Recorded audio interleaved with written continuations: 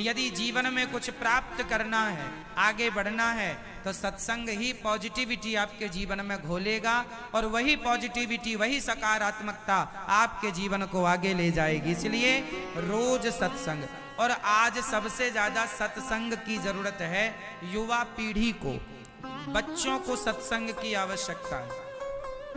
जो बच्चे रास्ते भटक रहे हैं ना, इन्हें सत्संग की बहुत जरूरत है। आप भी आना कथा में और अपने बच्चों को भी लाना कथा में, ताकि बच्चों को भी सत्संग से संस्कार प्राप्त हो। बिना संस्कार के जीवन वैसे ही है जैसे बिना नमक की दाल। दाल कितनी भी अच्छी आप बनाओ, नमक ही ना हो तो व्यर्थ है वो दाल, बेकार है वो दाल। बिना संस्कार के जीवन भी उसी तरह बेकार है जैसे बिना नमक की दाल बेकार हो जाती है ना। तो संस्कार जीवन में कहां से आएगा? आज के माँ बाप संस्कार बच्चों को नहीं दे सकते, कथा से मिलेंगे। इसलिए कथा सुनने की आदत बनाओ, कोशिश करो कि आप कथा सुने। बिना कथा के संस्कार कहां से आएंगे? कोशिश कीजिए कि आप कथा प्रेमी बने, संस्कार कथा से ही आने वाले। इसलिए रोज थोड़ी ही सही, एक घड़ी आधी घड़ी आधे की पुनियाद, तुलसी चर्चा राम की, हरहि कोटि अपराध। ज्यादा नहीं, थोड़ी ही, पर सत्संग जरूरी है। संगत से गुण आते हैं, संगत से गुण जाए, लोहा जड़ा जहाज में, पानी में उतराए। अब देखो ना मेरी माँ,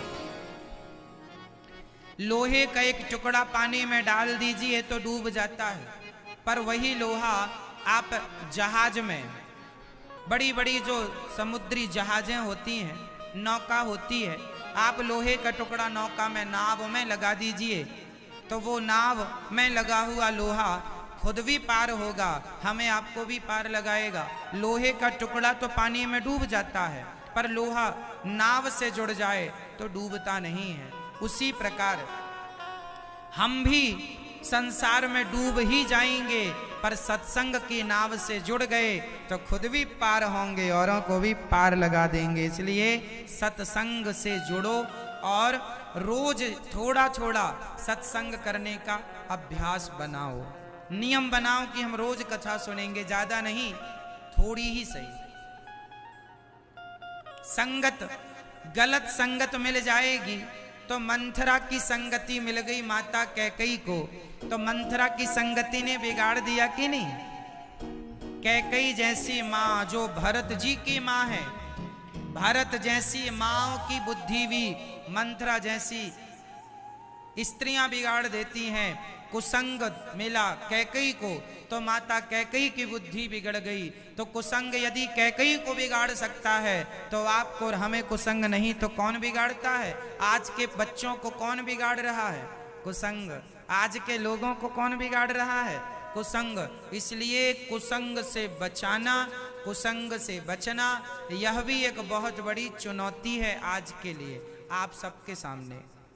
तो कुसंग से बचना, ठीक है मेरी माँ? कौन कौन बचेगा कुसंग से और कौन कौन बचाएगा अपने बच्चों को कुसंग से? अच्छा, आपके यहां पर अंबिकापुर में कुसंग है कि नहीं? कुसंग किसे कहते हैं? शराब, मांस, जुआ, सट्टा, झगड़े, लड़ाइयां, ये सब कुसंग ही तो है। गाली गलौच, तू तड़क करके बातें करना, गालियां देना, गाली गलौच का प्रयोग करना, ये सब कुसंग ही तो है। तो यहां पे है कुसंग के नहीं? मुझे बताओ, हाँ या ना? यहां के लोग गालियां देते हैं कि नहीं? शराब पीते हैं कि नहीं? मांस खाते हैं? मतलब सारा कुसंग है यहां। आप लोग तो नहीं खाते मांस? वांस खाते हैं? अच्छा, आप लोग बचे हैं, फिर अच्छा है। तो जैसे आप हो शुद्ध सात्विक पवित्र, ऐसे ही औरों को भी बनाइएगा। और मुझे विश्वास है कि यदि 7 दिन आपने कथा सुन ली तो आपके जीवन में इतना बड़ा बदलाव होगा, इतना बड़ा परिवर्तन आप महसूस करेंगे अपने आप कि आपने सारी जिंदगी में वो परिवर्तन ना महसूस किया होगा। कोई भी कॉलेज, कोई भी यूनिवर्सिटी आपको इतना नहीं बदल सकती जितना भगवान की कथा आपको 7 दिन में बदल सकती है। यदि आप 7 दिन समय देते हैं तो मैं विश्वास दिलाता हूं कि आपके जीवन में पूर्ण परिवर्तन होगा। कुछ नहीं करना, आपको केवल आके बैठना है, सुनना है, बस कुछ नहीं करना, 1 रुपए का खर्चा नहीं, केवल सुनना है। श्री सूत जी महाराज ने जब इंद्र ने कथा का निवेदन किया, सुखदेव जी बोले आप अधिकारी होते तो हम जरूर सुनाते, पर आप अधिकारी नहीं हैं, इसलिए अब हम आपको कथा नहीं सुनाएंगे। और सूत जी महाराज ने वो कथा नहीं सुनाई। सुखदेव भगवान ने कहा आप अधिकारी नहीं हैं, इसलिए ये कथा हम आपको नहीं सुनाएंगे।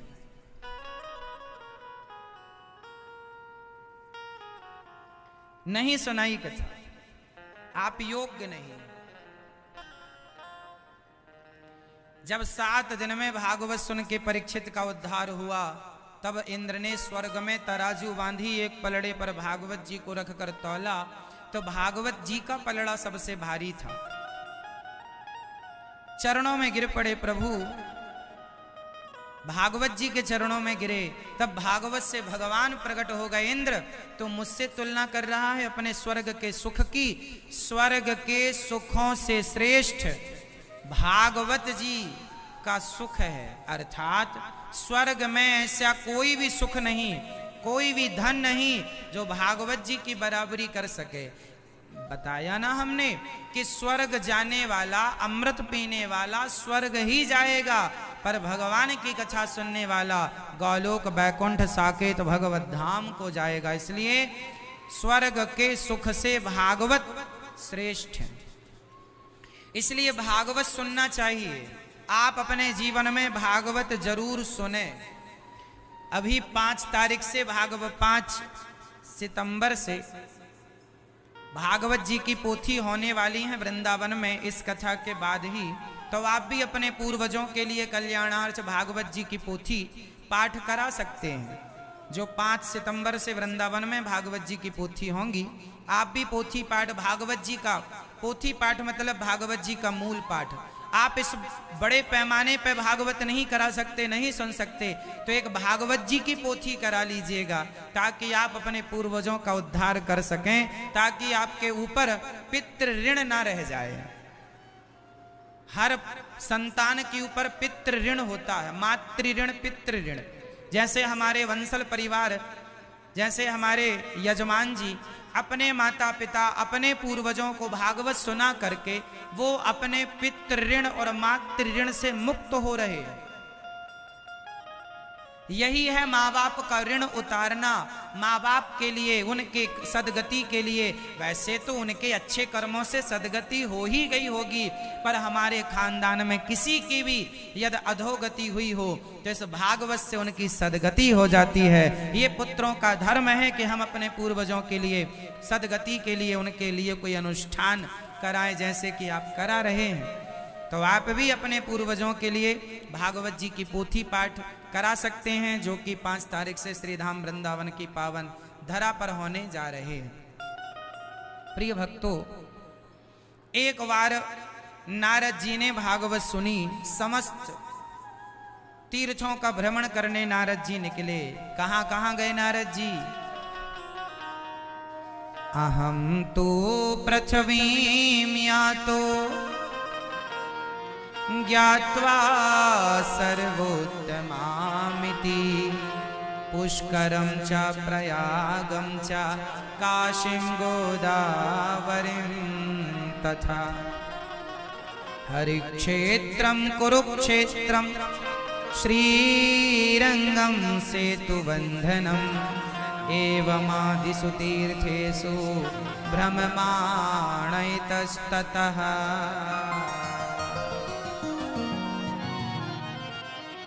एक बार नारद जी समस्त तीर्थों में गए शांति पाने के लिए, कहीं शांति नहीं। कहां कहां गए? पुष्करम चा प्रयागम चा काशीम गोदावरीम तथा हरिक्षेत्रम कुरुक्षेत्रम श्रीरंगम सेतुबंधनम। सारे तीर्थों में नारद जी गए, पर ना पश्यम कुत्र मिच्छर महा, कहीं शांति नहीं। शांति क्यों नहीं थी? नारद जी ने देखा आज कहीं तीर्थों में शांति नहीं, ना तो गृहस्थों के घर में शांति, आज गृहस्थों के घर में भी शांति नहीं है। आप लोगों के घर में शांति है कि नहीं? जिनके घर में शांति है वो हाथ उठा लें अपना। अच्छा, कम लोग उठा रहे हैं, मतलब कम लोगों के घर में शांति है। बाकियों के घर में क्या महाभारत चल रहा है? नारद जी कहते हैं तरुणी प्रभुता गे शाल को बुद्धिदायक। आजकल घर में नई नई बहुओं की चल रही है। अच्छा, अंबिकापुर में सासों की चलती है कि बहुओं की चलती है? मैं ये बताओ, यहां कौन अपनी चलाता है, बहू के सास? कौन? मैं ये बताओ, कोई तो बोलो। अच्छा, सास बगल में बैठी होगी इसलिए बहुएं बोल नहीं पा रही हैं। सास बगल में बैठी हैं। किसी के घर में बहू की चल रही है और किसी के घर में सास की। कुछ सासें तो ऐसी हैं सास भी नहीं लेने दे रही हैं बहुओं को। तो किसी के घर में सास, किसी के घर में बहू, यही चल रहा है। किसी के घर में ये झगड़ा, किसी के घर में। नारद जी कहते हैं तरुणी प्रभुता गे है। आजकल घर में नई नई बहुओं की चलने लगी। बहुओं ने बड़ा अत्याचार किया है। कुछ बहुएं, हम सारी बहुओं को नहीं कह रहे हैं, क्षमा कीजिएगा, कुछ बहुएं इतनी अत्याचार कर रही हैं अपनी सासों के ऊपर कि आप सुनेंगे तो दंग रह जाएंगे। आजकल बहुएं शर्त क्या रख देती हैं अपने पति से, सुनो जी, या तो अपनी मां को रखो या हमें रखो। तो कुछ पुरुष भी होते हैं पत्नी लंपट, वो अपनी पत्नी को रखते हैं, मां को घर से निकाल देते हैं। ऐसी कितनी वृद्ध माताएं हैं जिनके उन अपनी खुद के बच्चों ने घर से निकाल दिया, तो वो गौरी गोपाल वृद्धाश्रम में रहती हैं। ये दास अनिरुद्ध आप लोगों की एक माँ होती है, ये दास अनिरुद्ध की 250 माताएं हैं। गौरी गोपाल वृद्धाश्रम में 250 माताएं हैं जिनकी चरणों की सेवा ये दास अनिरुद्ध अपने हाथ से करता है। जब हम यहाँ आने लगे ना कथा सुनाने आपके यहाँ, तो हमारी माताएं रोने लगी, बेटा कब आओगे? हमने कहा माँ जल्दी ही आएंगे। हमारी माताएं रोने लग जाती हैं, कब आओगे? आजकल के बेटे इतने निर्दयी हो गए हैं। अभी कुछ दिन पहले हमारी वृद्धाश्रम में रहने वाली एक माँ भगवत धाम को चली गई थी, भगवान के यहाँ चली गई, उनकी मृत्यु हो गई। तो उनके बेटों को फोन लगाया था हम लोगों ने कि आपकी माँ भगवान के घर चली गई हैं, आप आ जाइए, अपनी माँ का अंतिम दर्शन कर लीजिए। तो बच्चों ने, बेटे ने कह दिया हम बिजी हैं, नहीं आएंगे। माँ मर गई तो भी बेटे नहीं आए। तब ये दास अनिरुद्ध ने ही माँ को कंधा दिया था और माँ की सारी अंतिम क्रिया की, और माँ की फिर तेरही भी हुई। तो ये दास अनिरुद्ध, आजकल की औलादें ऐसी हैं, देखिए ना, और जो अपने माँ के मरने पर भी नहीं आए कि माँ से अंतिम दर्शन कराएं, चलो माँ की चिता में आग लगाने तो चले जाएं, नहीं आए, कोई नहीं आया। तो ऐसी बूढ़ी माताओं की सेवा ये दास अनिरुद्ध करता है। हम बाहर कथा सुनाने कम ही जाते हैं। क्यों? क्योंकि हमारी माताएं हैं ना, कब किस माँ को क्या हो जाए, पुत्र धर्म जो लिया है उसे पूरा करना है, इसलिए माँओं की सेवा करनी है। हमारी सारी माताएं कहती हैं बेटा जब हम जाएं भगवान के यहाँ तो तुम ही कंधा देना। तो हम बाहर भागवत सुनाने कम जाते हैं कि हम बाहर चले गए और हमारी कोई बूढ़ी माँ भगवत धाम को चली गई तो माँ को दिया हुआ वचन अधूरा रह जाएगा, इसलिए हम कथा सुनाने बाहर कम जाते हैं। सालों में कभी कभी बाहर कथा, अब आपका आग्रह था इसलिए आए हैं, आपके पावन सी धरा पर। नहीं तो आपने देखा होगा हम अधिक कथाएं वृंदावन ही करते हैं, हम बाहर जाते ही नहीं। क्यों नहीं जाते? क्योंकि जो वचन दिया है, जो वादा किया है, उसे निभाना है। हमारी माताएं हैं ना, लोगों से एक माँ नहीं संभल रही है, हमारी 250 माताएं। आप में से कितने लोग वृंदावन गए हैं और माताओं का दर्शन किया है? आप लोगों में से कितने लोग आप गए हैं वृंदावन मैया, वृद्ध माताओं का दर्शन किया है? तो जैसा हम टीवी पे कहते हैं वैसा वहां है कि नहीं? आप लोगों को भी मैं आमंत्रित कर रहा हूं, अंबिकापुर वासी, आप भी जब समय मिले तो गौरी गोपाल वृद्धाश्रम जरूर आना। और आना वृंदावन तब सार्थक होगा जब मेरी वृद्ध माओं का आशीर्वाद आप लेने गौरी गोपाल आश्रम आएंगे। वो माएं वहां हैं जिन माओं का अपना अब कोई सहारा नहीं। बहुओं ने कह दिया अपने पतियों से कि या तो माँ को रखो या हमें रखो, तो बेटों ने माँ को निकाल दिया। अब वो निकाली हुई माँ कहाँ? गौरी गोपाल वृद्धाश्रम में रहती हैं। तो ऐसी बहुओं से मैं हाथ जोड़ता हूँ, आप अपने पति से ये ना कहा करो कि अपनी माँ को रखो या हमें रखो। अरे भाई, सास आपकी है, माँ आपकी है, आप सेवा नहीं करेंगे कौन करेगा? ये जिम्मेदारी आप नहीं निभाएंगे कौन निभाएगा? अरे बहू और बेटे की जिम्मेदारी ना सही, एक इंसान हो के इंसानियत की जिम्मेदारी तो निभाओ। ये दास अनिरुद्ध, मेरी वो माएँ जो माताएं गौरी गोपाल वृद्धाश्रम में रहती हैं, वो माएँ उन्होंने मुझे जन्म थोड़ी दिया है, मैं भी तो इंसानियत का धर्म ही निभा रहा हूँ। यदि मैं निभा सकता हूँ तो आप क्यों नहीं? तो आपसे मेरी हाथ जोड़ के विनती यही रहेगी अंबिकापुर वासियों से कि आप में से कभी कोई भी बेटा अपनी माँ को घर से ना निकाले। मैं आपको ये कहने आया हूँ कि आप में से कोई बहू अपनी सास को अपने घर से ना निकाले। उन माँ के आंखों के जो आंसू गिरते हैं ना, मेरी माँ आप लोग तो निकाल देती हो, बेटा तो निकाल देता है माँ को, बहू तो हाथ पकड़ के निकाल देती है, पर वो जो माँ रोती है ना, उनके आंखों से गिरा हुआ जो आंसू है ना, उस आंसू जब वो जमीन में गिरता है और उस आंसू में जितने जमीन में धूली कण, धूल के कण उसमें जितने लिपट जाते हैं, उतने जन्मों तक उन बेटा बहुओं को नरक का वास करना पड़ेगा। इसलिए कभी अपनी माँ को ना सताइएगा।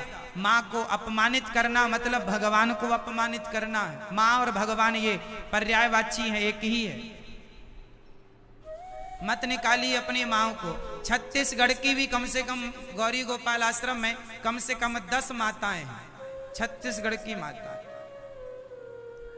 एक तो आस पास यहीं अंबिकापुर के पास की हमारी एक माता है, पास में कोई हमें पता नहीं है गांव इत्यादि, पर यहाँ की भी माताएं हमारे भारत में ऐसा कोई राज्य नहीं है जिस राज्य की माताएं गौरी गोपाल वृद्धाश्रम में ना हो। हर राज्य से कोई ना कोई माँ है और यह दास सभी की सेवा करता है बिना जात पात पूछे।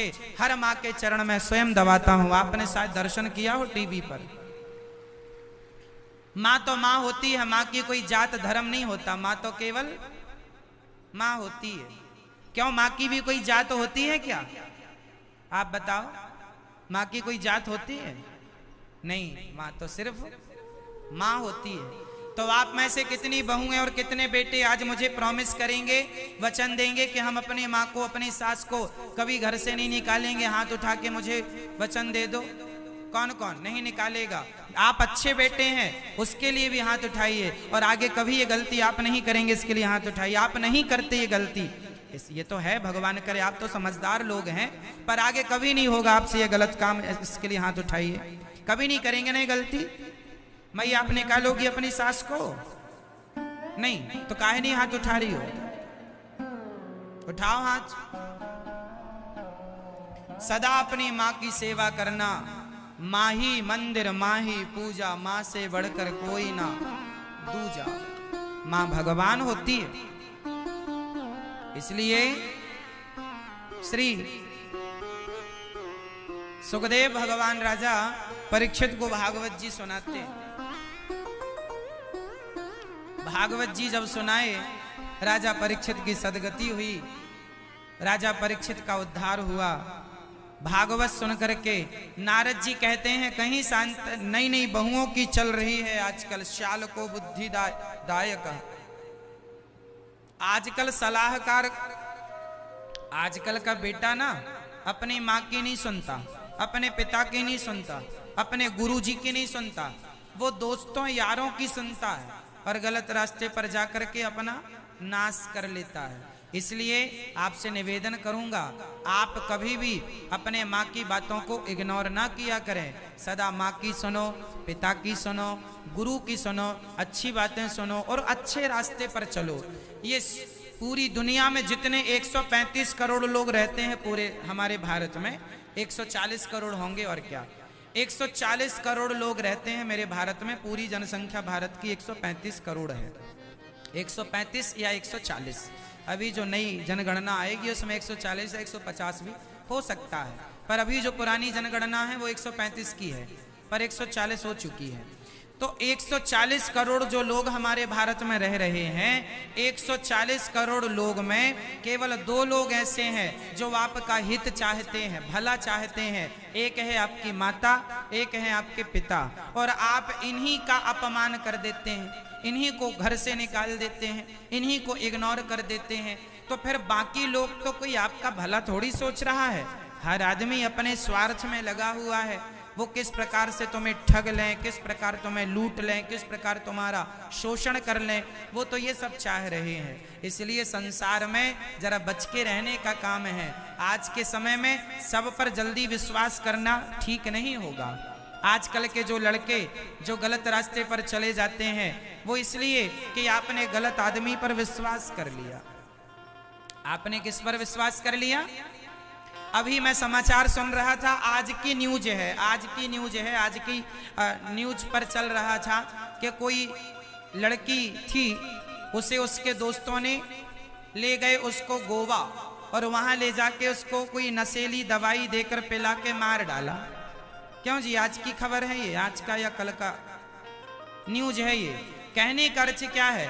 जिस पर उस लड़की ने विश्वास किया उन्होंने ही जहर दे दिया, ड्रग्स दे दिया। कोई होता है ड्रग वगैरह, कुछ होता होगा, राम जाने क्या होता है। तो ड्रग ज्यादा दे दिया, ड्रग्स की मात्रा ज्यादा दे दी, वो लड़की मर गई। उसके साथ फिर उन लोगों ने, कोई बता रहा था कि उसके साथ उनने दुराचार भी किया, नशा दे करके उसको। तो समाज में वो लड़की के दोस्त ही थे ये लड़के लोग। तो आजकल जिन्हें आप दोस्त कह रहे हैं वही लोग दुश्मन है, तो आप किस पर विश्वास करेंगे? इसलिए हाथ जोड़ता हूं, संसार पर, जगत पर विश्वास ना करो, जगन्नाथ पर विश्वास करो, हमारे ठाकुर जी पर विश्वास करो, अपने माता पिता पर विश्वास करो, अपनी मेहनत पर विश्वास करो, अपने सही रास्ते पर विश्वास करो, अपने मस्ती से आगे चलो अपने रास्ते पर। किसी पर विश्वास करने की जरूरत नहीं है ना? कौन कब आदमी जहर घोल के पिला दे तुम्हें कोई भरोसा नहीं है। इसलिए संसार में जो हो रहा है वो मैं आपको कह रहा हूं, बस सावधान रहने की जरूरत है। कोई कब आपको गलत रास्ता बता दे, कोई कब गलत रास्ते पर ले जाए, कोई पता नहीं किसके मन में आपके लिए क्या ईर्ष्या चल रही है, क्या द्वेष चल रहा है, क्या नफरत कौन आपसे।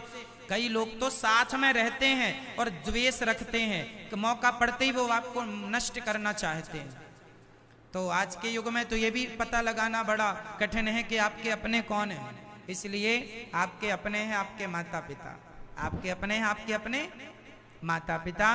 तो अपने माता पिता की शरण में रहो, गुरु की शरण में रहो और भगवान की शरण में रहो, बस, है ना? बाकी लोग तो अच्छे ही हैं, जो आपके लोग अच्छे हैं सो अच्छे हैं, और जो बुरे हैं थोड़ा सा नजर रखिएगा, कल को ये घटनाएं आपके संग ना हो, किसी के संग ना हो, विश्वास न तोड़े कोई, इसका आपको ख्याल रखना चाहिए। तो नारद जी कहते हैं कोई नहीं है अपना, है ना? सारे लोग अपना स्वार्थ सिद्ध करने में लगे हुए हैं।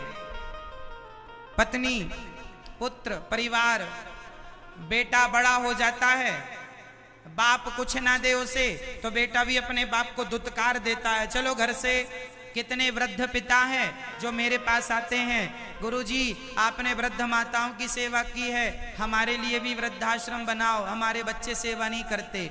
एक ऐसे कई पिता आते हैं, तब उन वृद्ध पिताओं के लिए भी आश्रम बन रहा है, जहां वृद्ध माताएं भी रहेंगी और वृद्ध पिताएं भी रहेंगे, पिता रहेंगे। जो बच्चे अपने बाप को निकाल देते हैं, पैसा नहीं होए ना बाप के पास, तो जैसा किसान बूढ़ा बैल घर से निकाल देता है, ऐसे ही बूढ़े बाप को आजकल की औलादें सारा चूस लेती हैं, बाप का धन सारा ले लेते हैं। जब बाप के पास कुछ नहीं होता तो बाप को भी धक्के मार के कुछ बेटे निकाल देते हैं।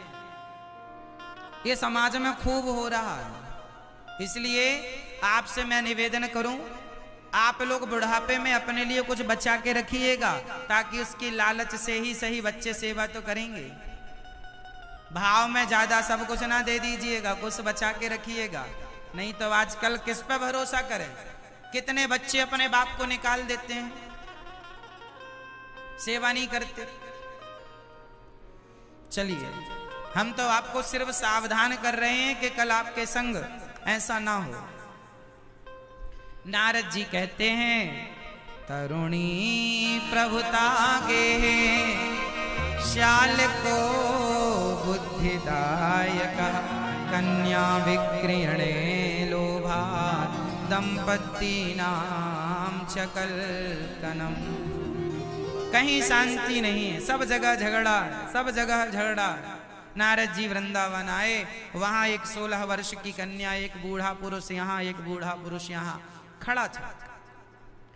तभी नारद जी जाने लगे तो उस कन्या ने कहा, भो भो साधु क्षणं तिष्ठ मच्चिन्तामपि नाशय दर्शनं तव लोकस्य सर्वथा गेहरं परम। भो भो, कहाँ जा रहे हैं, कहाँ जा रहे हैं, कहाँ जा रहे हैं? नारद जी के चरणों में गिर पड़ी भक्ति महारानी, महाराज मेरा दुख दूर कर दीजिए। क्या दुख है महाराज? जब से कलयुग आया है मेरे बच्चे बूढ़े हो गए। ये कलयुग जब से आया ना तो ज्ञान वैराग्य मूर्छित हो गए। ज्ञान किसी को नहीं चाहिए आजकल, ज्ञान वैराग्य किसको चाहिए? आज ज्ञान वैराग्य मूर्छित पड़े हैं, ज्ञान से किसी को मतलब नहीं है, वैराग्य किसी को होते ही नहीं है। आप लोगों से कहते हैं कि महीने में एक बार, 2-4 महीने में एक बार वृंदावन आया करो, बिहारी जी का दर्शन किया करो, गिरिराज जी की वृंदावन की परिक्रमा लगाया करो।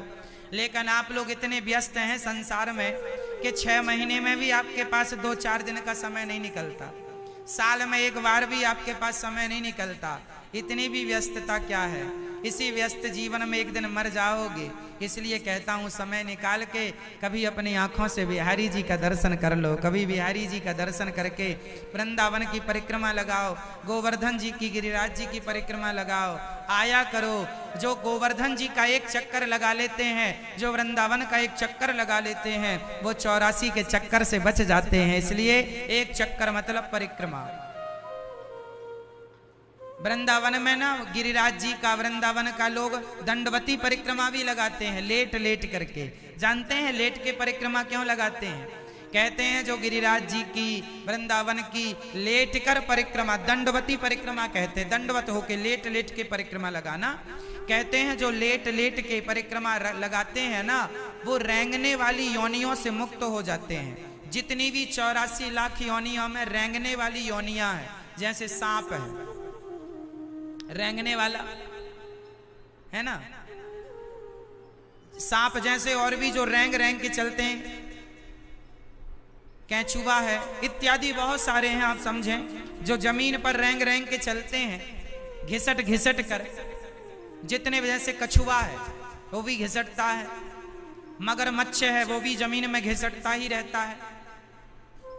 ये जो जमीन में घिसटने वाले योनियां हैं जितनी भी, कहते हैं जो भगवान के चरणों में घिसट घिसट के परिक्रमा लगा लेता है, वह इन घिसटने वाली योनियों से सदा सदा के लिए मुक्त हो जाता है। इसलिए लोग दंडवती परिक्रमा भी लगाते हैं, गिरिराज जी की और वृंदावन की, कामता नाथ जी की भी लगाते हैं चित्रकूट में। सभी जगह की परिक्रमाएं जहां दंडवती लगती हैं वहां का अर्थ यही होता है कि हम रैंग रैंग के इसलिए कि ठाकुर जी इस योनि में मत डाल देना कि हमें रैंग रैंग के चलना पड़े। सदा आपकी जहां भी भेजना, जिस योनि में भेजना, अपना दास बना करके भेजना, अपना भक्त बना करके भेजना। ये भाव होता है भक्तों का। ठीक है मैया, तो समय निकाला करोगी ना? समय तो देखो आप लोगों के पास है नहीं, समय किसी के पास होता नहीं है, पर कभी कभी निकाला करो और आया करो वृंदावन। बिहारी जी का दर्शन किया करो, राधा रमण जी का, राधा वल्लभ जी का, निधि वन का, सेवा कुंज का। वृंदावन तो प्रत्यक्ष भगवान का पावन शरीर है, प्रत्यक्ष रूप से ठाकुर जी ही वृंदावन के रूप में विराजमान है। जब भक्ति महारानी बोली कि ज्ञान वैराग्य का कोई, कलयुग में जरा भक्ति ठीक ठाक है, ज्ञान वैराग्य की हालत, तब नारद जी ने वेद वेदांत घोषिष्ठा गीता पाठिर मुहुर मुहु, खूब वेद वेदांत गीता इत्यादि सुनाई। पर ना पश्यम कुत्र मिच्छर्म मनः संतोष कार्यक्रम, कोई लाभ नहीं मिला।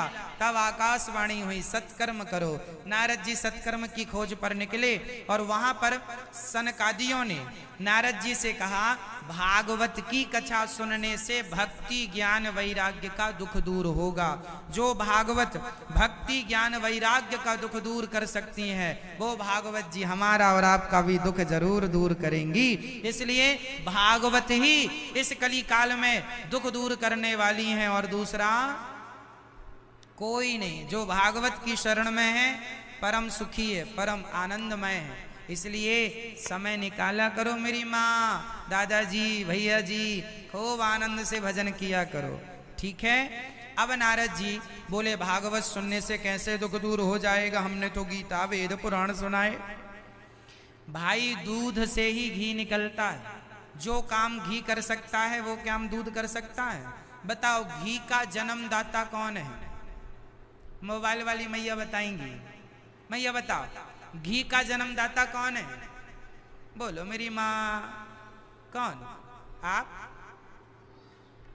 घी का जन्मदाता दूध, दूध से दही, दही का मंथन हुआ, फिर मक्खन, मक्खन से घी। तो घी का जन्मदाता है दूध। जो काम घी कर सकता है, क्या वो काम दूध कर सकता है? देखो, घी दूध से ही निकलता है, पर घी ज्यादा पावरफुल होता है दूध से।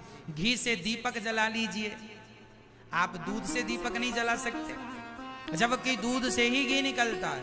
उसी प्रकार जैसे दूध का सार घी है, ऐसे सभी वेद पुराणों का सार श्रीमद् भागवत है। सर्व वेद इतिहासानाम सारम सारम समुद्रतम। जो भागवत सुन लेता है, चारों वेद सुन लेना, 18 पुराण सुन लेने का जो पुण्य है, 17 पुराण सुन लेने का जो पुण्य है, वह भागवत श्रवण करने मात्र से आप प्राप्त कर लेते हैं।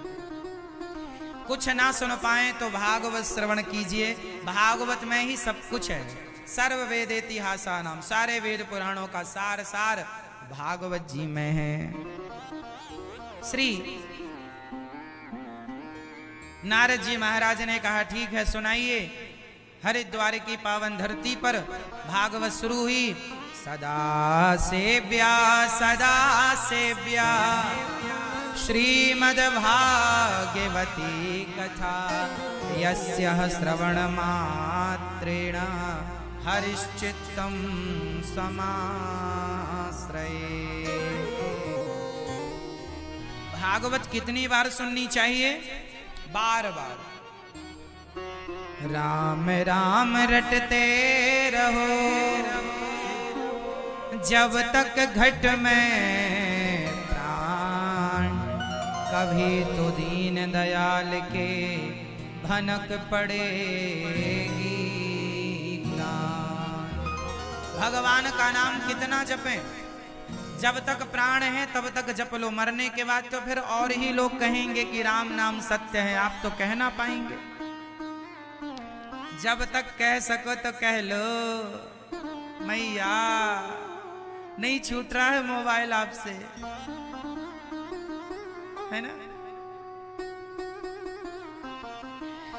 तो आप जितना राम नाम जप सको तो जप लो, अंत में फिर लोग ही जपेंगे। राम नाम सत्य है, आप जप रहे हैं, जप लीजिए।